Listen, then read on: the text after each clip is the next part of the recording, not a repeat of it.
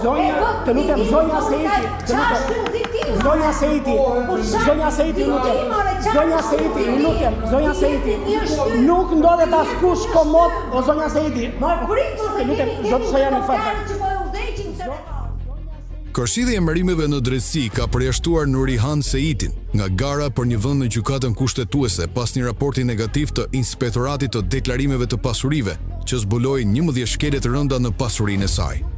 Ndërsa ky përjashtim u bë publik në prill të vitit 2025, probleme me pasurinë e Seitit janë pëhershme dhe ishin të njohura që nga viti 2018, kur ajo e emërua në kërshidhjen e lartë të prokurorisë. E në atë kohë, avokati i popullit kundërshtoi emërimin e saj, por shumica parlamentare majtë e miratoi pa debat, duke anashkaluar dhe përjashtimet për lidhjen e saj me procese politike përpara vitit 1990 dhe përfshirjen në sistemin e drejtësisë së komunizmit.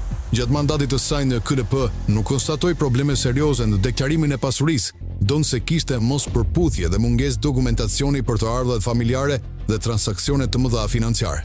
Vetëm pasi Seiti aplikoi për gjykatën kushtetuese në shtator të vitit 2024, ILDKPKI ndryshoi qëndrimin dhe dorëzoi një raport me parregullsi të shumta duke përfshirë pasaktësi në deklarime për plona, burime të dyshimta financiare dhe shpenzime të pajustifikuara për vite me radhë. Ndryshohet se institucionet kishin mbyllur syt më herët për arsye politike duke I hapur rrugë emërimit të saj në drejtësinë e re.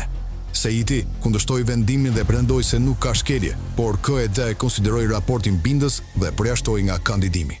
Ndërsa rasti I saj vë në pan bikimin politik në sistemin e drejtësisë dhe përdorimin selektiv të mekanizmave të kontrollit për të mbështetur apo penguar kandidat sipas interesave të pushtetit.